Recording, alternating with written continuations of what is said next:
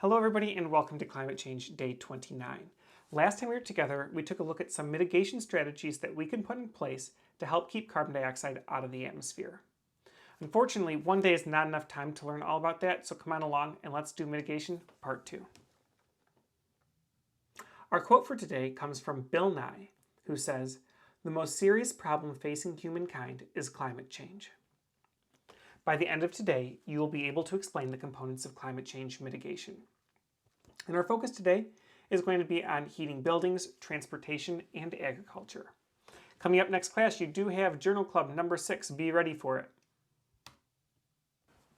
So you saw this slide last time, where we're looking at mitigation being reducing the amount of climate change that occurs. And we can do this by reducing the amount of greenhouse gases in the atmosphere. We can decrease emissions or increase sinks. Last time we focused on energy efficiency and energy use from an electricity perspective. Today we're going to look at heating buildings, transportation, land use, and how we can decouple the economy from carbon. We primarily heat our buildings by burning fossil fuels. If you live in the northern part of the United States, it's highly likely that you are heating your home by natural gas or propane. Except in locations where electricity is primarily produced by carbon-free sources, it is less efficient from a carbon perspective to heat your house with electricity. What about heating with wood? I want to talk to you about one opportunity we have for heating that is very efficient and does not require burning things. Let's take a look at geothermal.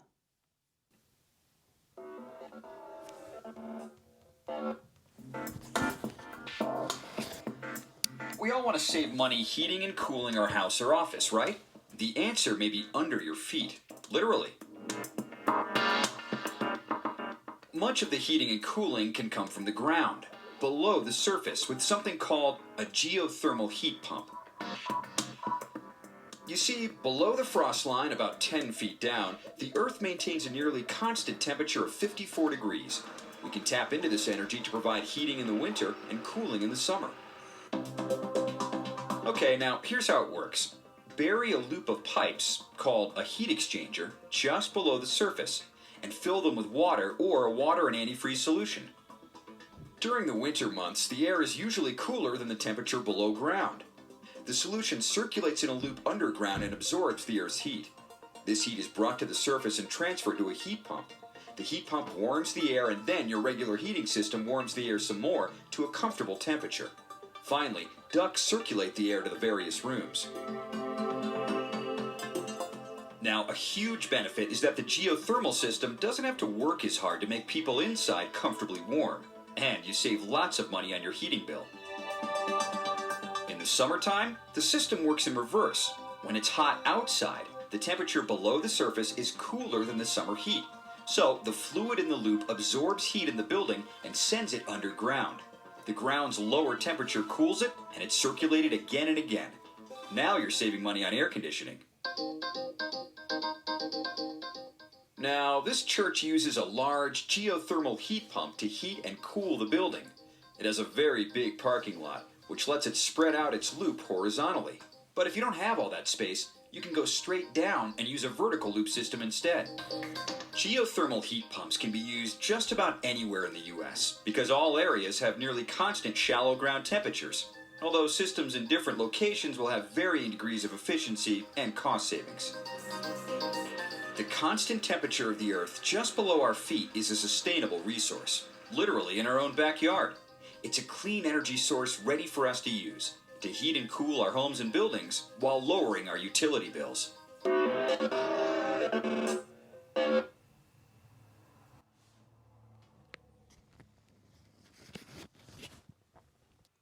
The first thing you might be wondering is how can I extract heat from somewhere that's cooler than I want to be? Right? I want my house to be about 66 degrees, and the ground is only 54. And I would like you to remember first and foremost that heat and temperature are not the same thing. Remember that all matter has heat in it, and therefore we should be able to extract that energy from any source. The higher the temperature it is, the easier it will be for us to get energy out of it. If you're critically thinking about what we just saw, you might also be looking at that as an opportunity to store energy, and you are correct, energy can be stored in the ground as well. So let's continue on with geothermal. It can provide heating and cooling, and it's about 65% more efficient than traditional HVAC systems. They pay for themselves in about 10 years and last for between 25 and 50, which means that over time it will be significantly cheaper than a conventional furnace. However, it does take a decade to pay for itself. And this system is not some far off, wacky thing that isn't in use anywhere. There are actually a lot of places that use geothermal. And one example of that is the state of Michigan's Capitol building. If you ever make the trip up to Lansing to speak with your elected representatives, you will walk across the geothermal field. And underneath your feet will be the loops that supply that heat to the building. Pretty neat stuff. Transportation accounts for about 30% of US greenhouse gas emissions. So it's about the same as the electric power industry or industry in general, and more than other sources. Now, burning 1 gallon of gasoline emits about 19 pounds of carbon dioxide. And we can actually measure the pounds of carbon dioxide per passenger mile from a whole bunch of different sources. And so if you travel by a single occupancy vehicle, your private car, you are going to give off about 1 pound of CO2 per mile driven. Whereas if you take a bus, it's even less. Or if you take rail, it's even less than that. We can see that one way to reduce the amount of CO2 produced is to reduce the amount of miles driven in single occupancy vehicles, and instead shift to vehicles that can transport more people, and one option for that is public transportation. This works well in cities and between cities. However, because public transportation does require a lot of people to be traveling between the same 2 points, it does not work well with traveling within rural areas. One of the challenges for public transportation is the stigma associated with its use. A lot of people do not like traveling by bus because they have a car or they can afford to drive in a car. We should recognize that traveling by bus is more environmentally friendly.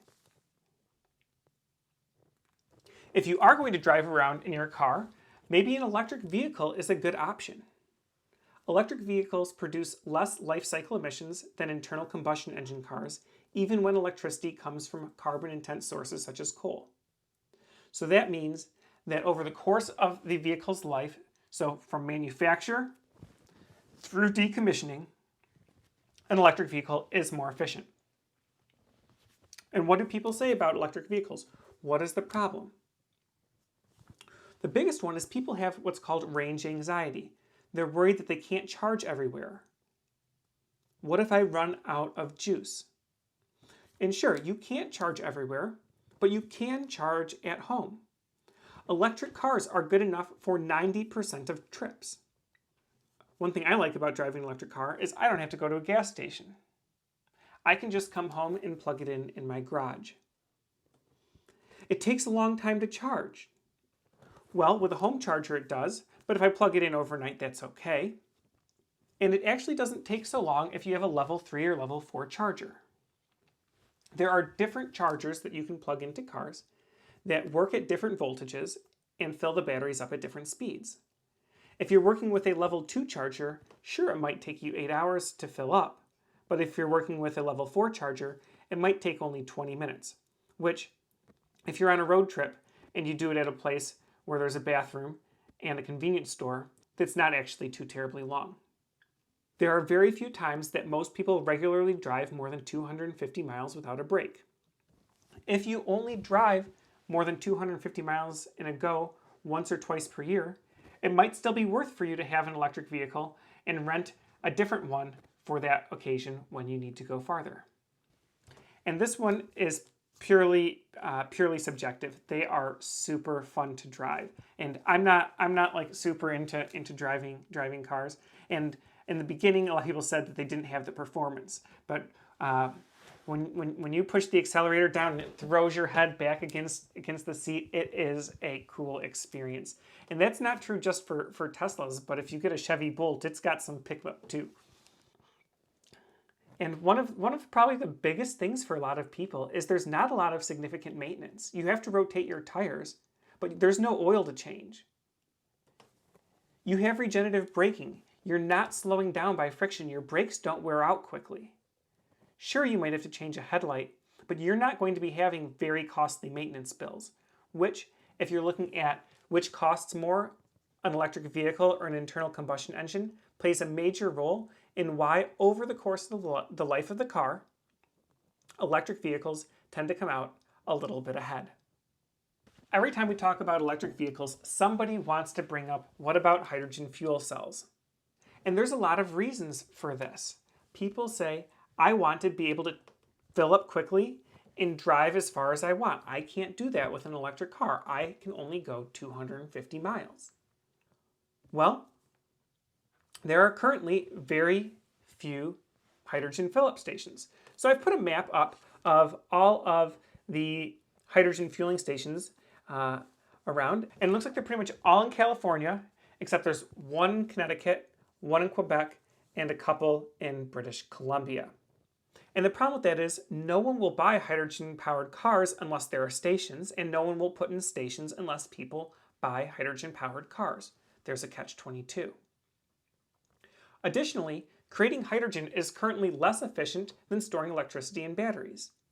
In order to split water, we have to put more energy in than we're getting out when we combine that hydrogen and oxygen back together. The other drawbacks are you have to carry around tanks of hydrogen, and as of now, they are expensive. So I'm not saying that hydrogen fuel cell cars are not super cool. I'm just saying that at this point in time, they might not be a better option than electric vehicles for most people. Deforestation in tropical areas accounts for 20% of global greenhouse gas emissions. If we were able to stop deforestation in tropical areas, we would immediately be able to reduce our greenhouse gas emissions 20%. If you look at these maps, you can see what percent of our tropical forests have been lost over the 5-year period between 2000 and 2005.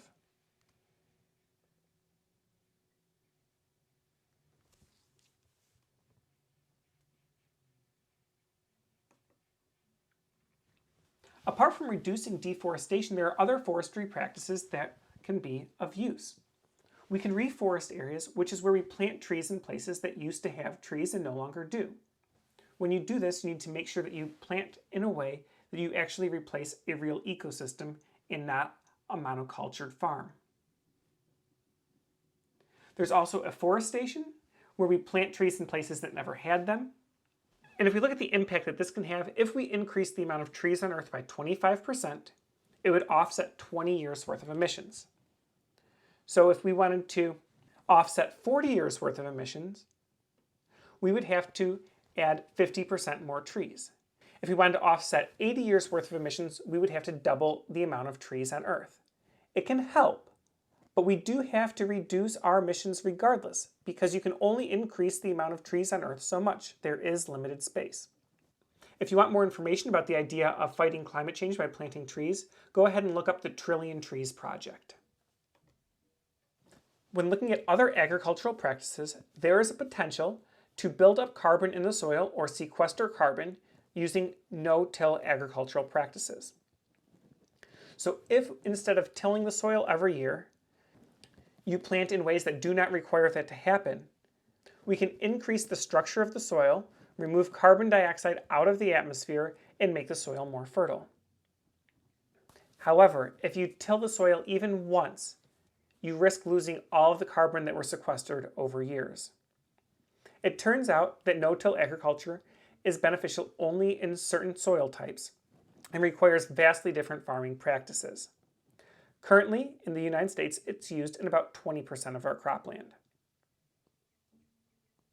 If we take a look at the graph, we can see that the amount of carbon that is stored at different depths varies greatly by soil type.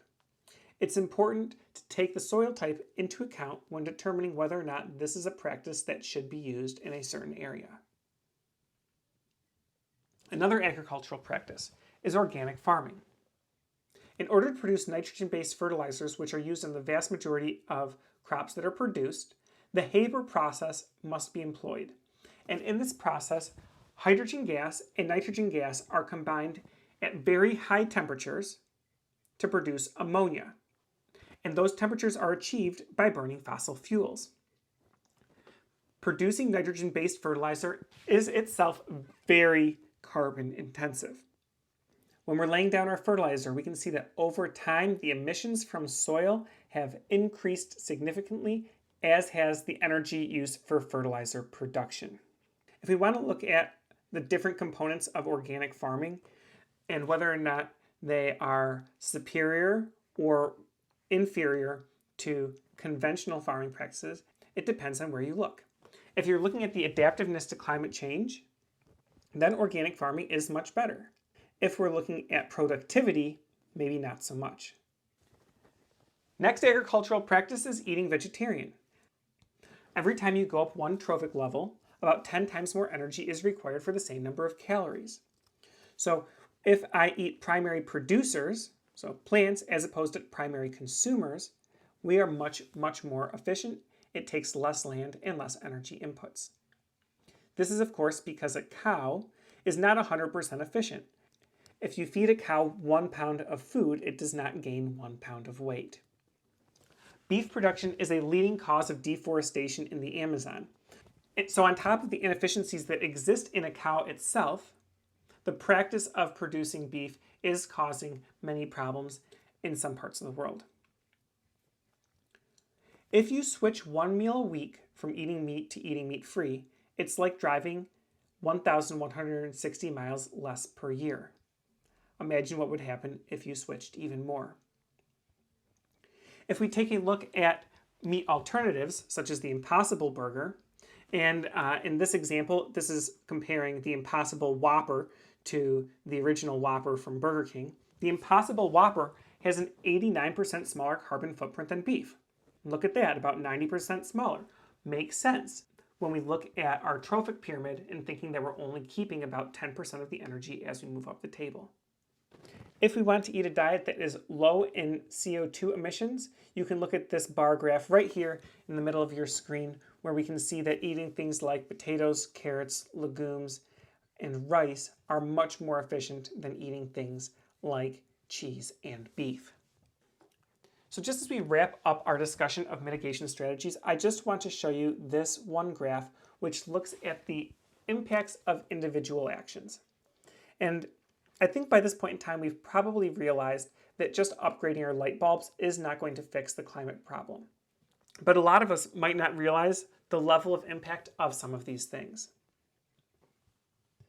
And the last thing I want to include is this graph, because I thought this was really interesting. This is an analysis of individual actions that are recommended for mitigating climate change in 10 randomly chosen Canadian high school science textbooks that have sections on climate change. And we can see that based off of the graph on the previous page, the ones in green are items that have high impacts, and things that are in yellow are ones that have lower impacts.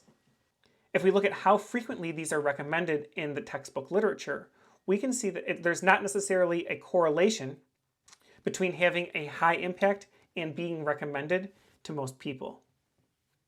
When we get to class, you can expect us to talk about why that might be. With all of that together, what is the solution?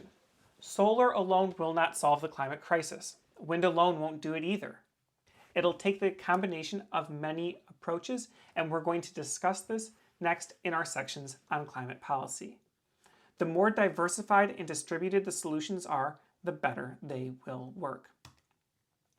When we're looking at mitigation, our goal is to keep the permafrost from melting because this keeps the methane hydrate stable and limits the melting of the ice sheets. Will our Paris goals in keeping warming below 2 degrees do it? Will this require removing carbon dioxide from the atmosphere? There is early melting in the Arctic as heat is getting into the system. We have to worry about positive feedback loops. This should motivate us to mitigate the effects of climate change today. So there you are. Those are the strategies we have to keep carbon dioxide out of the air. Of course, there are many more, but we do have limited time, and I cannot wait to talk to you about it next time we're in class. Bye-bye, everyone.